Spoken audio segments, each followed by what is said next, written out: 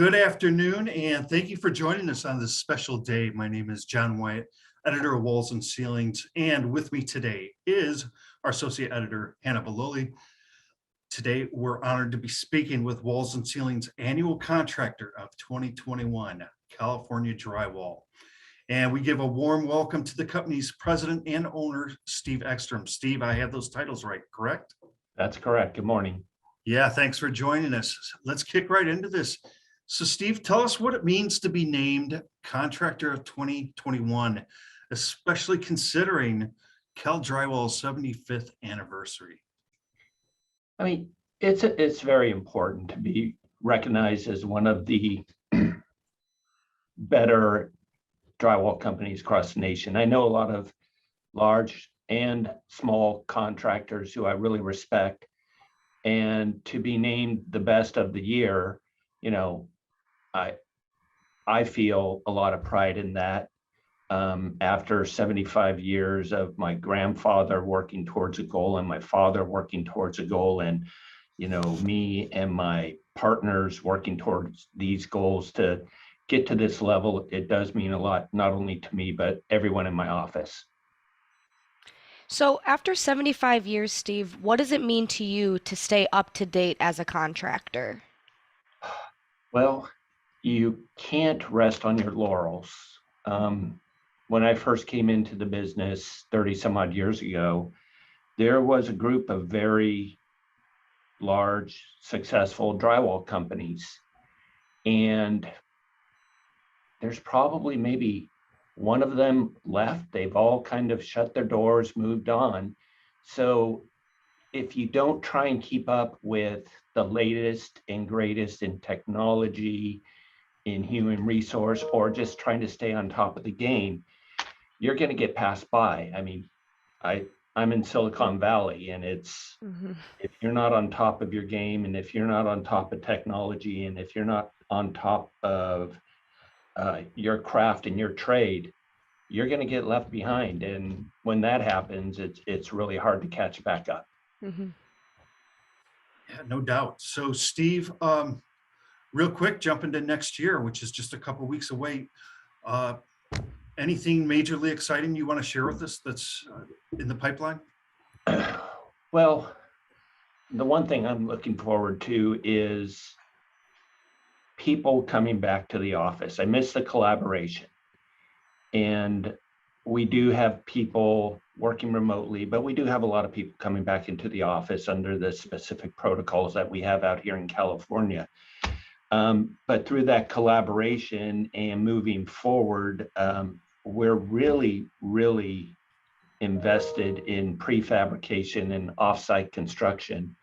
And it's really started to gain a lot of traction, not only from me from the top wanting it to happen for the company, but the buy-in that's happening is picking up steam, and it's becoming more exponential to where everyone's really believing in this new process. So I'm very excited about that part of the business. I think it's just going to make every other part of my business that much more successful. And sort of snowballing off of that, are there any exciting new plans for 2021? Maybe any projects coming up you can share? I think you mean 2022. 2022. Oh my goodness. I'm sure you guys can all understand these years have just blended together. I don't know what time is anymore. We do have a lot of large core and shell jobs that are starting, should be breaking ground pretty soon here. The one that's very interesting to me, and it's a little bit further down the road, but it's a very large hospital in San Francisco. And it's an 8-year project for me, which is something that is kind of unheard of for us, but we've started getting into this one area of IPD hospitals. And this one is for UCSF to replace their hospital up on their campus. And we've started the pre-construction process with the design team, which is another piece that we typically don't get to do. We don't get to get in up front with the designers, the engineers, the mechanical, the electrical, design team, but we're doing that right now. So that's the biggest, it's going to be the biggest job we've ever done in the area of $200 million for us. And we get to help with all the BIM, the design, incorporating all of our prefabrication processes in this project. So that one's exciting. A lot of people around our office are talking about it. You know, typically hospitals, we would run away from them, but with this integrated project delivery model, it makes it to where you will be successful, and it gives you an opportunity to collaborate and to use some of these new techniques that we're experienced with these days. Yeah, speaking of BIM and prefab and things of that nature, design build, Steve, what technology interests you, or I suppose new products, or what's new in the industry that you've kept current on that you're really excited about? Well, we've been doing BIM. We have our in-house BIM team. We have our in-house engineering teams. What we're doing now that excites me quite a bit is trying to take construction to a manufacturing model. And in doing that, where we're doing the off-site construction, we incorporate a lot of manufacturing tools like rolling our own studs, laser cutters, laser welders, brake machines, brake presses. And we're also using scanners quite a bit for when we get on the project, we will scan the project so we can bring that back in-house, incorporate into our models, and then have all this on job site information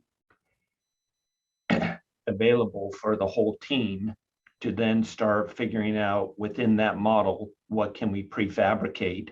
And the prefabrication will then go through the manufacturing model where we have our stations and everything just has a workflow to where you have your semi-finished product ready to install on a kind of as needed schedule. So for one of a better expression, it runs like an assembly line. Correct. Okay. So, looking ahead, Steve, what would you say the future for the wall and ceiling contractor looks like? And what does the future of Drywall look like as well? I think the future is what you make of it. If you really embrace the change and try and do more with less, because we have a serious manpower shortage right now, hopefully that will kind of ease a bit if things start getting back to normal. But there's opportunity out there, and for those who embrace prefabrication and these changes, I think there's a lot of opportunities. The owners really like the idea if you do your prefabrication and you can get them into their project 2, 3, 4, 5, 10 weeks early. That's what really matters to them. And if it's a safer job because things are done in a controlled environment, that makes it that much better. So Wall and Ceilings has a big opportunity if you're willing to embrace the change. If you're not, you might end up like some of those large companies that I remember when I first came into this business. Well, Steve, it's got to be said, man, you guys are certainly worthy on so many levels of receiving and being named Contractor of 2021 on behalf of the whole Walls and Ceilings team. We certainly want to give a big shout out to you and your staff for just remarkable work. So keep it up. And with that, ladies and germs, thank you so much for joining us today. And again, we have been speaking with Steve Ekstrom of California Drywall. Thank you again. All right, thanks.